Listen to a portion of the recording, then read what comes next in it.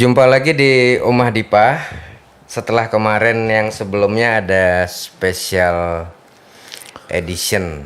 Jadi menghadirkan Kevin di eksperimen musiknya.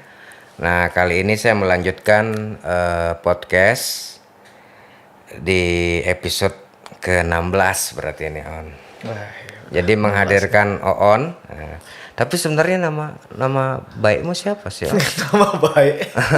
nama Kalau sesungguhnya. nama saya sih gitu. nama sesungguhnya Tony Bli. Pak Tony. Nah, ini yang saya baru Itu yang bertanya-tanya Bli. saya baru tahu itu. Oon. Oonnya dari mana, On? Ini. Jadi sejarahnya dulu itu ada tamu nih Bli, datang ke rumah bapak saya masih kecil gitu kan, umur 3 atau 4 tahun. Tamu itu tanya, "Dek, namanya siapa?" Kok saya tiba-tiba aja bilang Oon. Oh, gitu. Iya, Oke. jadi dari sana akhirnya nama famousnya akhirnya Famous ya, Oon ya. dari kecil lah tuh ya, Dari berarti kecil, Oon Bli. ya? Iya. Oke, baru tahu ini saya. Kalau nggak podcast nggak tahu saya nih. Sejarahnya itu. Sejarah nama Oon itu Bli ya. Nah, kehadirannya Oon di Omah Dipa kali ini sebenarnya saya tidak membahas tentang apa yang dikerjakan Oon atau tidak connect ke situ sebenarnya. Siap. Karena sebelum Oon saya hadirkan, saya sempat bilang ke Oon bahwa saya kepengen mengangkat tema tentang Bapak gitu loh. Ya, siap. Jadi perjalanannya Bapak di dunia musik. Ya. Khususnya di Siap. untuk Lombok khususnya dan NTB dalam skup yang lebih luas. Nah, On, saya sempat baca di beberapa artikel kan, Ya. saya coba browsing dan akhirnya nemu banyak sekali artikel tentang Bapak. Nah, yang paling awal adalah tentang bahwa kan Bapak lahir di tahun 53 kalau nggak salah ya, 53. Dari kecil sampai besar di sini dan akhirnya sempat belajar di Bali. Ya. Nah, itu tepatnya belajar apa Bapak di Bali On waktu itu?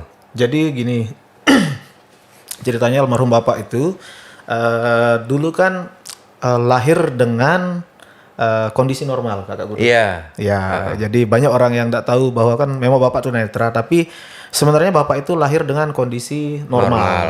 Nah, di usia sekitar 3 tahun, almarhum nenek itu kena penyakit cacar. Oke, itu sempat saya baca itu. Kena penyakit cacar dan ya pada zaman tahun itu kan memang rumah sakit agak susah, betul. dia jauh dari betul.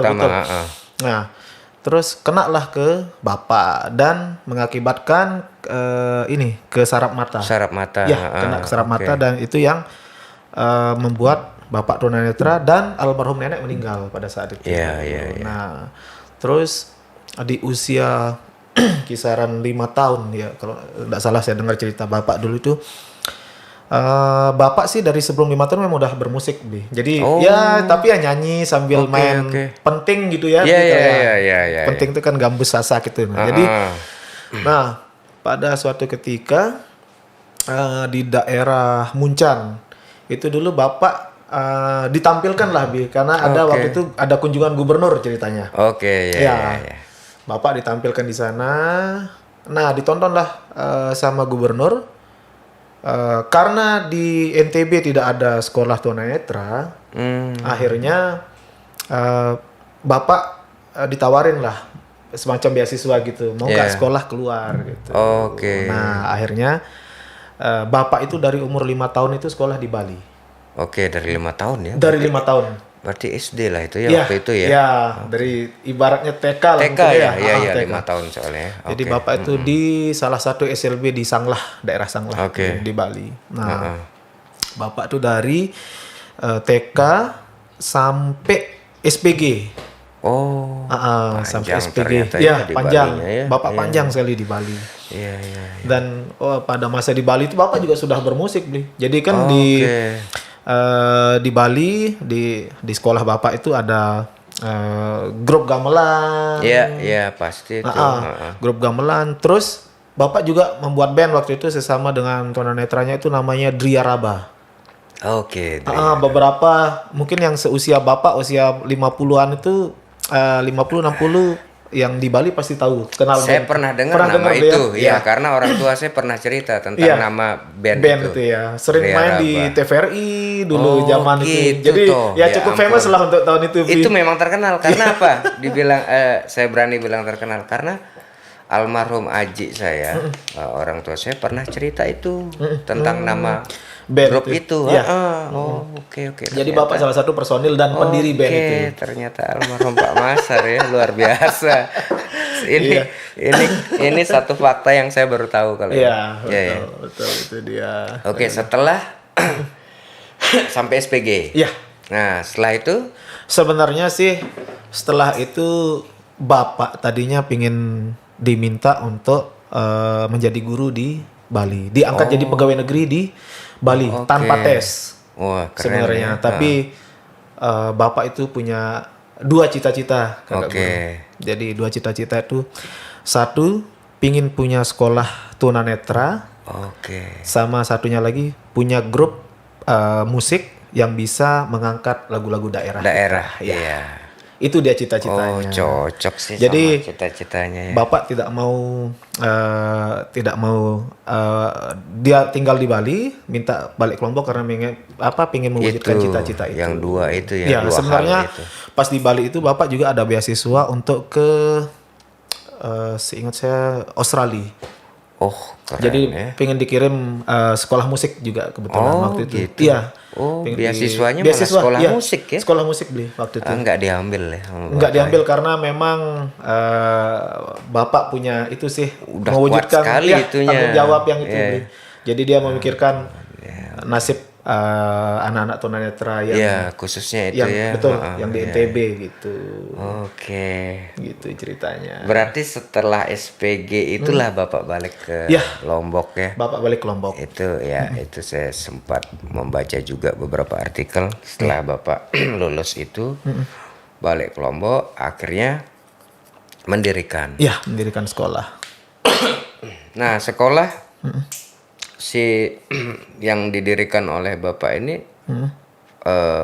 tepatnya di tahun berapa? Startnya on? Startnya itu di tahun sekitar 1975, Bli.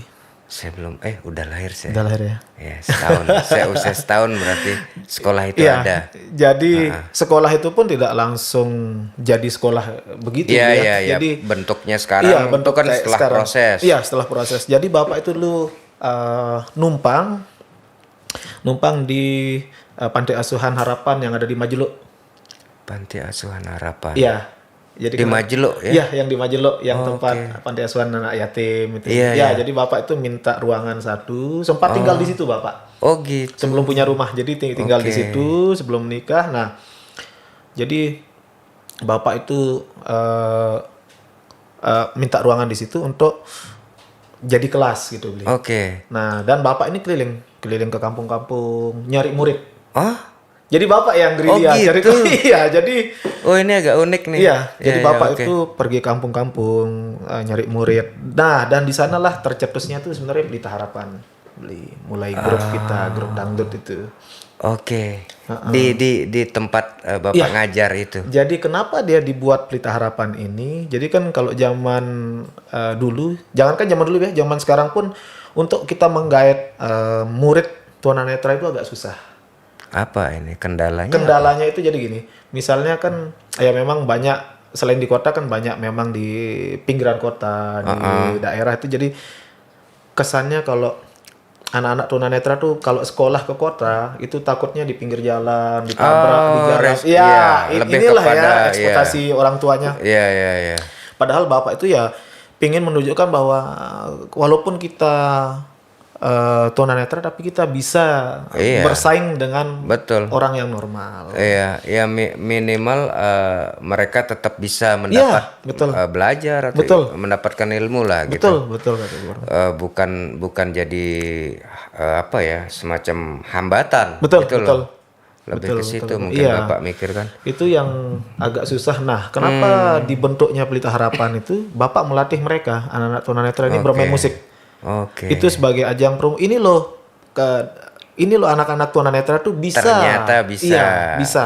Oke. Bisa seperti orang normal. Wah, udah mikirin ya sampai Iya. ke situ berarti Bapak ya. Itu salah satu cara Bapak untuk menggait Oke. anak-anak tunanetra agar mau bersekolah. Hebat sekali. Jadi Pelita Harapan itu misinya bukan hanya tentang lagu daerah, tapi Oke, lebih Iya. ke situ iya, lebih ke awalnya situ, ya. awalnya ya. Iya. Jadi makanya kenapa Pelita Harapan dan tunanetra itu selalu berkaitan. Iya, iya, Ya, oke, itu oke. dia. Sampai Oke. sekarang Pelita Harapan tuh juga tetap kita ada udah ciri khasnya tuh Ada orang pemain-pemain tunanetra. ya. Ya, ada orang tunanetra di situ gitu. Kalau itu sih saya sangat tahu. Kan. Ya.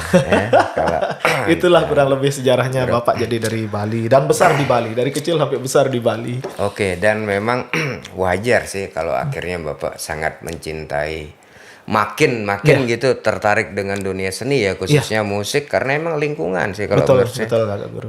Pada saat di Bali mungkin Ya, khususnya. betul. Berarti tuh di tahun 75 mendirikan itu dengan menumpang dulu. Iya, ya menumpang kan? di Nah, pindah ke yang ke sekolah lokasi yang sekarang itu tuh kapan tuh ini tepatnya tuh? kalau mulai pembangunan awalnya sih sekitar 1985. Oke, dah lama. Terus pokoknya saya tahu katanya Bapak ketika saya lahir di 1986 tuh kita pindah ke situ. Ke situ. Iya. Pindah ke tempat Umur itu. setahun berarti Iya. pas ini ya. Iya. Baru setahun saya udah pindah itu. Terus lokasi yang sekarang itu apa memang sudah dari dulu? Iya. Maksudnya itu kan cukup luas tuh. Iya, ya Kak Guru. Kalau itu Dari memang awal ya. itu memang lebih dulu sekolah itu ya sekitar 30 hari Kak Guru ya. Jadi nah, kebetulan pas Bapak dulu kan tinggal di Monjok. Rumah pertama di Monjok Kak Guru. Nah, Oke. cuman karena sering bolak-balik ada salah satu tetangga bilang kenapa nggak ambil tanah yang di sebelah sekolah ini. Oke, Jadi biar tempat pas tinggal. gitu. Jadi rumah pribadi terus ini juga sekolah. Iya. Kan berdempetan. Ya. Kan tetap juga dia Satu areal. satu areal. Lebih mudah ngawasin kan. Iya, biar Bapak bisa ngawasin anak-anak 24 jam. Benar. Nah, terkait dengan ini apa namanya? Kan pasti beda tentunya ya. Ya. Apa namanya? Metode Iya. belajarnya mereka gitu. Awalnya Bapak itu menyusun kayak ada kurikulum berarti kan? Iya, Di sekolah itu kan? ada kurikulum benar beli. Jadi itu sih memang sudah ada kurikulum biasa. Nanti Bapak yang merubah, Mengembangkan ya. ya ke braille, gitu kan, ke tulisan braille. Oke. Termasuk Al-Qur'an. Oh gitu. Al-Qur'an braille yang pertama mengembangkan ke braille itu adalah salah satunya Bapak di Indonesia. Oh iya? Ya. Bapak salah satu yang mengembangkan Al-Qur'an dari Al-Qur'an biasa ke braille. Wah, keren. Mungkin ada yang belum paham kalau yang buat yang nonton braille itu apa gitu. Jadi braille itu adalah huruf yang dipakai untuk penyandang tunanetra. Ya, Jadi bentuk hurufnya tuh dia timbul-timbul. Mungkin teman-teman sering lihat di lift biasanya ada. Oke. Iya kan? Betul. Ya, di lift ada kok kayak titik-titik gitu. Nah, itu adalah huruf braille. Ya, untuk itu yang memudahkan Iya. mereka Iya. tahu. Oh, ternyata Bapak ya ini. Iya, Yang termasuk Bapak apa salah untuk satu. Al-Qur'an ya. Al-Qur'an. Wah, luar biasa. Ini fakta yang saya mungkin terlewatkan Iya, pas betul. saya nggak ketemu itu di Iya. di artikel. Nah, berarti oke lah di tahun segitu 1985 ya Iya. tadi ya. Iya. Itu start itu kemudian kurikulum Bapak mengembangkan terus kemudian konteksnya dengan ini Saya ini kan sangat terkesan dengan Bapak bisa mencetak musisi-musisi tunanetra khususnya di Lombok. Itu dari start sekolah itu memang sudah ada mereka dilatih musik. Ya, sudah memang itu. Jadi karena kayak tadi saya bilang Bapak punya dua cita-cita. Satu punya sekolah, satu punya grup musik yang bisa melestarikan budaya kita ya dan dikenal sampai di luar gitu. Jadi itu memang salah satu cara Bapak apa namanya untuk menggait anak-anak itu. Iya, yang tadi Oon ya, bilang. Heeh. dan memang dari awal memang Bapak sudah mengenalkan musik di anak-anak. Oke, itu masuk di kurikulum atau dia Di luar terpisah? ekstrakurikuler. Ekstra ya. Ekstrakurikuler. Wah, keren ya. Dari tahun segitu ternyata. Iya. Karena kan ya boleh dibilang sebelum sekarang anak-anak kan sudah banyak juga siswa-siswa Bapak yang dulu kan udah jadi PNS juga Kak Guru. Oke. Ya bisa jadi guru. Nah, selain jadi PNS kan anak-anak yang tunanetra tuh punya keahlian itu massas. Oke. Ekstrakurikulernya massas sama Iya. bermusik. Oke, itu yang sangat ini ya, Iya, sangat sangat ya menonjol lah. menonjol ya. Kalau musik saya sering lihat. Iya, heeh. Nah, dan di channelnya Oon sering diupload juga Iya, kan, yang Pelita Harapan. Iya. Channelnya apa yang Oon ini? Kalau channel saya yang sekarang tuh ada Oon PH. Oh, Oon PH. Iya, Oon PH. Gitu ya, channel YouTube. Jadi buat teman-teman yang pengen lihat juga murid-murid dari nama sekolahnya Pelita Harapan. Nama sekolah itu Sekolah Luar Biasa Al-Mahsar. Al-Mahsar ya. Iya. Oke. Nama sekolahnya Sekolah Luar Biasa Al-Mahsar, tapi murid-muridnya itu sering perform musik, ada di channelnya Oon PH, nanti bisa teman-teman saksikan juga di situ, lihat. Nah, terus berbicara tentang ini On. Saya melihat setiap kali membuka YouTube misalnya mencari Al-Mahsar tuh kan banyak sekali Iya. muncul gitu kan. Dari tahun sekian sampai sekian gitu. Itu kira-kira Oon pernah tahu nggak sih berapa jumlah karyanya Bapak tuh?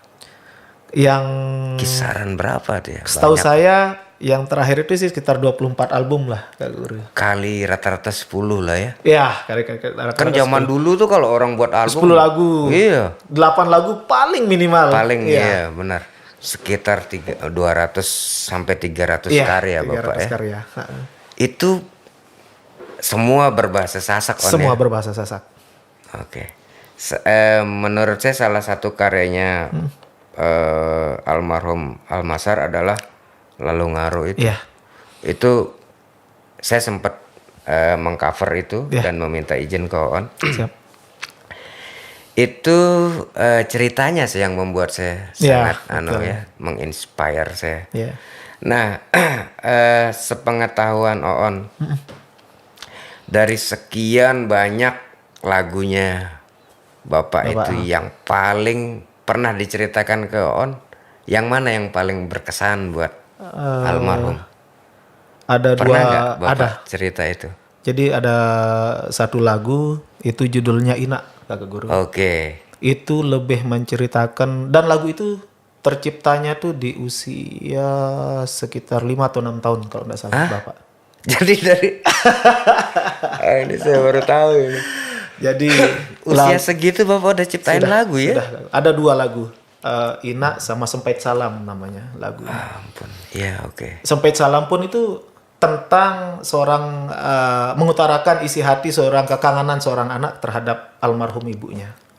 Oke. Ya, dan Ina itu juga salah satu lagu yang menceritakan kisahnya Bapak. Makanya kadang-kadang ada beberapa teman-teman yang cover tuh sambil nyanyi mereka meneteskan air mata. Jadi bukan Iyalah. apa ya. Saya Jadi ngebayangin aja. Ya sorry ini. Kebayang sih. iya, jadi di lagu itu dulu kan ceritanya almarhum Bapak ini kan meninggal, ibunya. Terus almarhum kakek nikah lagi. Oke. Ya, dan salah satu ya itu yang membuat Bapak saya harus jadi orang. Iya.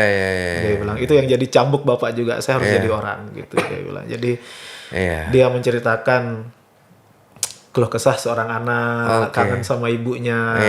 Terus ya itulah itu yang paling sangat berkesan di lagu itu. Ina sama Sempait Salam, ya. Oke, saya akan cari itu. Iya. Karena dari iya memang salah satu yang populer yang saya bilang tadi sih. Iya, Lalu Ngaruh. Lalu Ngaruh itu begitu saya browsing mencari search di YouTube. Wah, itu tertinggi. Akhirnya saya mencoba cari tahu. Ya. Dan memang kalau saya lihat eh dari hampir sebagian besar lagu-lagunya Bapak punya ciri khas seperti si Lalo Ngaro itu Iya, karakter betul. karakter notasinya, terus Semen, aransemennya. betul. Dan memang sih kalau saya lihat Bapak kan main gitar, Iya, iya ya kan, gitu. main Iya. gitar. Tapi caranya Bapak metik gitar itu seolah-olah saya dengerin Bapak tuh lagi metik penting. Iya, betul, betul. Bener nggak sih? Iya, betul. Menurut Betul Pak On? Kakak Guru. Eh, Bapak pernah cerita nggak tentang itu? Maksudnya tentang Tentang cara bermain gitarnya. karena unik menurut Iya. saya. Dan apa ya, Bapak sebenarnya pengen bikin ciri khas aja sih Kakak Guru. Oke. Jadi walaupun dengan gitar elektrik tapi tetap ada nuansa sasak kuatnya. Unik itu. Itu buat saya karena gini saya coba belajar kan. Iya. Susah juga ternyata. Iya. Gitu loh. Susah juga. Maksud saya nggak gampang ternyata gitu. Iya, karena Bapak kan memang basicnya dia main penting kan awalnya. Iya, kan. Dan makanya. main biola. Oh, Bapak itu adalah pemain biola dan pemain gitar. Nah, tadinya yang Bapak dapat beasiswa itu beasiswanya sekolah itu biola, musik biola dan jurusan biola. Oke. Itu dia. Keren ya. Ternyata ya banyak hal mungkin yang tapi hal-hal seperti yang On cerita barusan itu pernah diulas di di media cetak dulu ya. Ya, media cetak memang beberapa media cetak tuh sudah sering sampai kalau dulu sih karyanya Bapak yang Ciloka itu pernah didatengin sama tim dari Radio NHK Jepang. Ah, Jadi mereka datang dari Jepang, datang ke sini, oke. record albumnya Bapak Ciloka. Oh, gitu. Iya. Di tahun 90 antara 93 94 Kak Guru. Keren ya. Iya. Nah, si yang dari Jepang ini taunya dari mana? Nah, itu saya juga kurang tahu ya. Jadi tiba-tiba ujung-ujungnya mereka datang gitu. Karena kan di tahun segitu Iya. kan belum tren YouTube tuh. Betul, bukan kayak sekarang ya. Jadi kita bisa akses semua Sosial ini. media Iya. rasanya belum tren waktu Betul. itu. Mungkin Saya juga agak bingung gitu Kak Guru. atau waktu di era segitu On itu medianya apa kaset VCD? Kaset. VCD udah ada belum sih Belum. waktu itu? Belum ya? Itu mungkin sudah ada VCD, cuman belum terlalu umum lah Kak Guru. Iya. Jadi mereka waktu itu masih kaset pita. Oke. Iya, cuman ya saya juga nggak kebayang sih yang Iya. dari Jepang datang itu. Mungkin mereka punya faktor program ya meliput mencari kali ya. ya oke bisa Jadi jadi. akhirnya terpilihlah Ciloka waktu itu. Nah, dan Bapak direkam satu album. Dan itu Dibawa ke Jepang. Bawa ke Jepang Iya. ya. Oh, Dibawa jadi ininya mereka jadi jadi rekamannya mereka. dan Bapak sempat diundang ke Jepang terkait yang itu. Waktu itu sempat ditawarkan, cuman kan agak susah mungkin enggak kayak sekarang ya Kak Guru Iya ya. Jadi sih, kalau dulu kan betul pengurusan repot. yang Iya, lain iya. Oke, betul. Iya. itu yang agak ini. Kalau katakanlah bahwa ternyata juga fansnya Pelita Harapan khususnya lagu-lagu yang diciptakan oleh almarhum Almasar ini adalah banyak juga di luar Indonesia Ya, yang saya cari tahu gitu. Ya. Khususnya di Malaysia On, ya. ya kan? Sampai dibajak loh Kak Guru. Iya. Iya pasti itu. Itu udah nggak bisa dibendung sih, nggak bisa Iya. Nah itu ada yang saya pengen tahu. Grupnya semasa Bapak masih memimpin si orkes ini pernah sampai ke Malaysia? Pernah Kak Guru. Pernah ya? Jadi Bapak itu kan pemimpin Pelita Harapan ya sampai sekarang ibaratnya. Iya, Sampai iya. kapanpun ya Kakak Guru ya. Iya, cuman kan legasinya sekarang betul. On yang Iya, meneruskan gitu loh. Betul. Itu pernah. Jadi kita pernah show di Malaysia itu 2015 sama 2016. Oke. Di mana tepatnya On? Di Johor Bahru. Johor. Karena di Johor Bahru itu adalah tempat para teman-teman dari Lombok bekerja di Malaysia paling banyak. Gitu, Kakak Guru. Dan memang ternyata pendengarnya, penontonnya si lagu-lagu dari almarhum adalah memang sebagian besar si TKI TKW TKI, yang ada di Malaysia. Iya. Eh, ya itu sebagai obat kangen mereka kan Iya. kalau kita bisa bilang gitu ya. Betul, karena kan gini Kakak Guru, mungkin bisa dibedakan album Pelita Harapan sama album yang lagu-lagu Sasak yang lain mungkin Kakak Guru. Kalau di album Pelita Harapan tuh syairnya tuh sebenarnya lebih ke kehidupan sehari-hari, lebih ke pituah, Betul. terus jadi bukan kayak lagu-lagu sekarang dalam tanda kutip banyak yang jorok-jorok ya Kakak Guru ya. iya, Ya mungkin iya, lebih oke, paham. karena mereka lebih mengejar pasar bagaimana agar cepat bukan karya ya Kakak Guru ya. ngejar viral lah Ya, ya, trending ngejar viralnya gitu ya. trendingnya. Jadi kalau Pelita Harapan lebih ke itu sih lagu-lagu tentang kehidupan sehari-hari masyarakat Lombok, Iya. mengangkat bagaimana ada juga yang tentang percintaan tapi lebih kayak Lalu Ngaruh itu kan sebenarnya itu kisahnya si lakinya kan cowoknya nih seorang petani, Betul. dibawain sama pacarnya makanan, Betul. dianterin Ya, ke ada sawah. sisi romantis, Ya, ada tapi- sisi romantis tapi tidak Benar. jorok lah ya Kakak. Enggak. Iya, kalau setahu saya sih, Iya. onnya mencari ya katakanlah referensi tentang Bapak. Ya. Sebagian besar karyanya Bapak adalah bercerita tentang mengangkat tentang ini sebenarnya apa namanya bukan petuah apa sih petuah ya? Ya. Tepatnya ya, lebih Ya, tepatnya lebih ke petuah. petuah. Tentang mengajarkan kepada Ya, betul. generasi yang berikutnya Betul, gitu loh. betul. Kalau yang saya lihat ke situ, kalau bahkan romantisme cinta itu hampir dibilang mungkin agak sedikit Iya, kalau saya lihat betul, gitu betul. loh. Yang dari yang saya dapat gitu. Betul. Kalau bicara tentang karya untuk yang kan tentunya Bapak udah banyak punya murid nih On. Iya, iya. Nah dari sekian banyak muridnya Bapak ada nggak yang setahu On yang melanjutkan semangatnya? Banyak. Banyak ya? Banyak. Banyak. Salah satunya ada namanya Nirham. Nirham. Ya, Nirham tuh dia juga berapa punya album, juga lagu daerah juga dia ciptakan sendiri juga Keren gitu. ya. Banyak Berbahasa Sasak berbahasa semua. Sasak juga. Ada YouTube channelnya dia? Belum tahu. Belum tahu saya Kak Guru. Oke.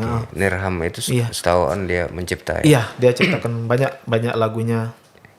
Yang ada Sahnun juga, mungkin pernah dengar nama album The Parrots dulu. Oh iya, Ya, oke. itu banyak lagu, banyak syairnya dari si gitu. Sahnun ya. Oke, saya tahu grup itu soalnya. Itu dia. Jadi banyak sih yang dan yang melanjutkan Bapak selain di musik kayak jadi guru itu banyak. Dan PNS, alhamdulillah udah PNS semua. Nah, itu kalau di PNS gimana mereka? Jadi mereka di PNS itu ya jadi guru di SLB Kakak Guru. Oke. Itu dia. Nah, jika bicara bahwa ternyata sumbangsihnya Bapak sangat besar kalau menurut saya. Jika bicara culture, budaya gitu. Budaya di skup yang lebih kecil lagi katakanlah musik. Ratusan lagu loh ya. Iya. Ratusan lagu kalau itu dikumpulin jadi buku itu banyak episode satu gitu jilitannya dan banyak mengangkat tentang memberikan petuah di situ ataupun mengajarkan kepada generasi yang berikutnya gitu tentang kebijakan kalau yang saya lihat pesan-pesan seperti itu. Setahu On atau mungkin On pernah juga menemani Bapak kalau nggak salah bahwa pernah mendapatkan apresiasi yang cukup tinggi gitu kan. Itu ceritanya gimana? Jadi dari pemerintah Bapak pusat itu, kalau nggak salah. Bapak dapat apresiasi dari pada zaman SBY waktu itu presiden dipanggil ke istana. Iya. Jadi Bapak itu mendapatkan penghargaan dedikasi untuk para tunanetra. Bagaimana cara Bapak mendidik dan pokoknya mendidik anak tunanetra lah gitu. Iya. Di bidang musik, di bidang Iya. ya itu sih lebih. Karena nggak mudah kalau Ya, menurut aduh. saya gitu loh. Kalau di kurikulum sekolahnya itu kakak guru jadi gini, satu anak tunanetra itu sama dengan mengajarkan 10 orang normal. Oke, komparasinya Iya. gitu ya. Jadi kenapa di setiap kelas kita itu di sekolah itu tidak lebih satu kelas itu dari 5 orang, tidak boleh lebih. Oke. Karena untuk memaksimalkan mereka pelajaran mereka gitu ya. Untuk mereka. paham Jadi sih. satu orang tunanetra itu sama dengan 10 orang normal. Oke, gitu. Jadi compare-nya. segitu Iya, ribetnya lah ya. iya. Segitu susahnya. Iya, kebayang sih bahwa Iya. perjuang dan menurut saya sangat-sangat wajar bahwa pemerintah memberikan apresiasi yang tinggi buat Bapak gitu loh, almarhum Bapak Masar. Dan itu di masa SBY Di ternyata masa ya. SBY. Dan diundang ke Diundang, istana. langsung diundang ke istana. Oke, itu satu hal yang cukup menggembirakan. Iya. Kalau dari pemerintah setempat belum pernah ada Belum pernah sih. apresiasi yang sejenis. Sejenis itu Seperti penghargaan itu. belum. Belum ya? Belum sih. Ha. Ya. Tapi saya sangat mengapresiasi Om Iya. terhadap apa yang dilakukan Bapak gitu. Kalau saya melihat bahwa ada satu hal yang sebenarnya kenapa saya mengundang Oon yang di sesi yang ini mengangkat tentang Bapak gitu ya. Dulu waktu entah Oon ingat apa enggak ya, waktu saya ke rumah waktu itu ngobrol sama Bapak, saya kepikiran banget waktu itu pengen membuat video bersama Bapak. Iya. Saya pengen buat video dan Bapak bercerita Iya. tentang perjalanannya, tapi belum jodoh kali. Iya. Saya belum punya kesempatan untuk mendokumentasikan, dan akhirnya Pak Masar sudah mendahului kita. Ya semoga beliau tenang di sana. Amin. Amin.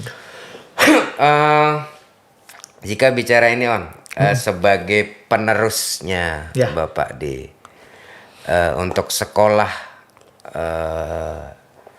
SLB ini yang melanjutkan kan Oon berarti ya? Ya, jadi kita sih ada ibaratnya ada tim di yayasan. Kak Gung. Ya, saya termasuk sama saya, istri saya dan saudara-saudara saya juga termasuk di pengurusan. Pengurus itu ya. Iya, di pengurusan. Apa harapannya On kira-kira terhadap bicara ke depan gitu? Iya. Bahwa ini kan nggak, ya seperti yang On cerita nggak mudah loh ya Iya, gitu betul. loh. Untuk mengurusi ataupun melakukan developnya nanti pengembangan dari sekolah ini, atau apa harapannya kira-kira dari On? Ya, kalau harapan saya sih jadi gini Kak Guru. Ini kan sekolah kita ini kan sekolah swasta ya. Jadi bukan, memang gurunya guru negeri. Oke. Jadi ya harapan kita sih pemerintah lebih apa ya, lebih memperhatikan. Iya. Ya, jadi walaupun ini bukan sekolah negeri, tapi walaupun kita sekolah swasta, tapi ya perhatiannya ya harusnya lebih ya, jangan dibedakin ya, karena ini kan anak-anak disabilitas Iya, juga gitu. perlakuannya khusus gitu loh betul. kan. Anak-anak yang lakukan khusus. Iya. Itu aja sih harapan saya Iya, mungkin lebih.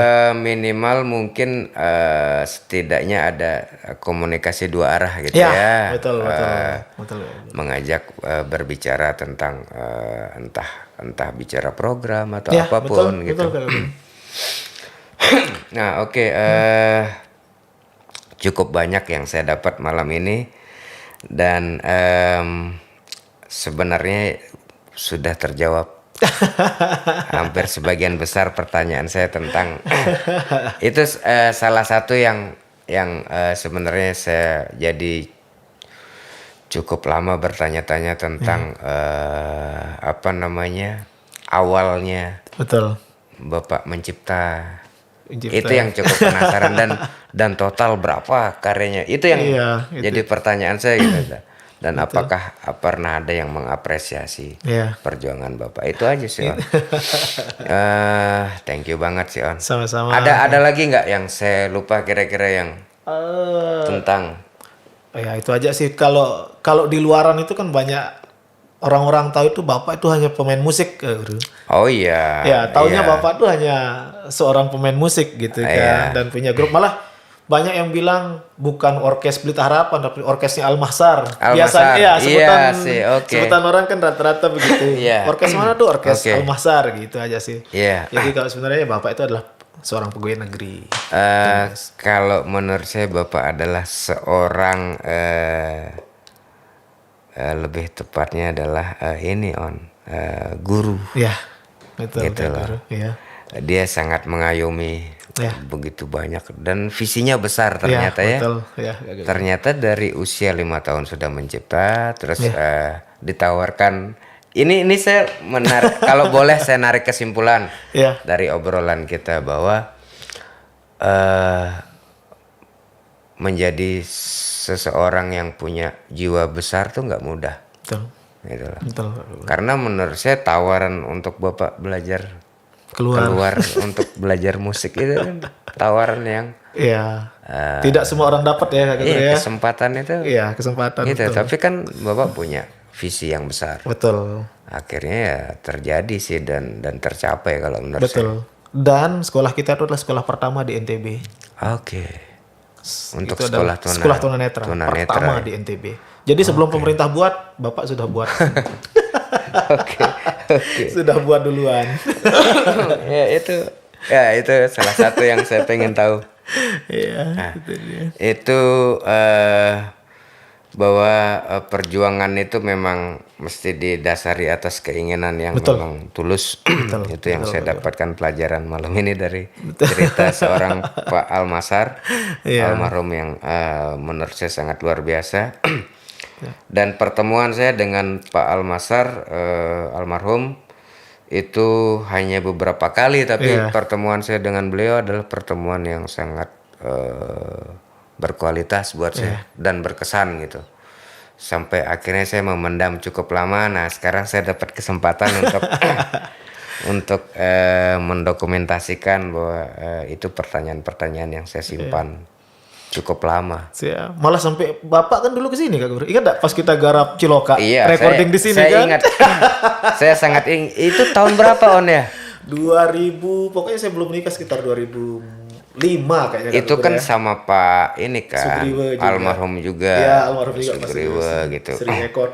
Iya, Sri Record. Oh iya, itu mungkin kita agak lupa bahwa almarhum Pak Sugriwe adalah yang juga cukup dekat sama Bapak. Ya, Ya. Pak Sugriwe itu adalah apa ya? Boleh dibilang saudaraan kali ya sama Bapak. Iya, lebih Kak Guru, tepatnya ke situ kayaknya ya. Saking dekatnya ya. Iya, betul ya, Pak Sugriwe yang memproduksi Ya, memproduksi Pelita Harapan. memproduserin Pelita Harapan dan cukup banyak album Ya, diproduserin. dari Bapak pertama buat Pelita Harapan dari 1975 sampai 2012 Oke. sama Pak dengan Sri Record. Ya, nah itu yang kita hampir lupa membahas. Iya. Minimal bahwa jadi karena beberapa waktu yang lalu Iya. saya bertemu sama anak-anaknya Pak Sugriwe iya, gitu iya. loh.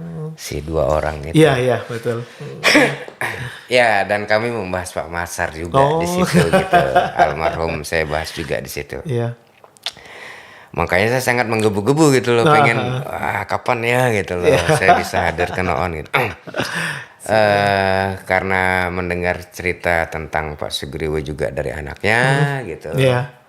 Itu membuat saya sangat berniat gitu. Iya. Nah, oke On, thank you banget On Siap, sudah sama-sama hadir. Kakak Guru. Banyak hal yang saya bisa dapat dari obrolan malam ini, khususnya karena memang saya belum tidak punya kesempatan dengan Bapak untuk mendokumentasikannya waktu itu. Akhirnya terjawab sudah dan lega saya gitu. Sekali lagi bahwa kita doakan aja biar Bapak Amin.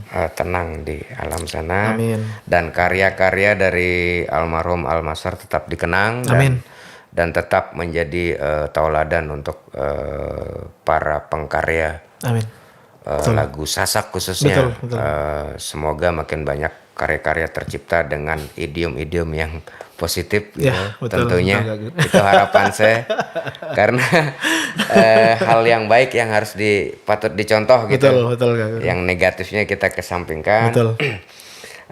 Sekali lagi terima kasih dan Sama-sama. sampai jumpa lagi di session berikutnya. Siap.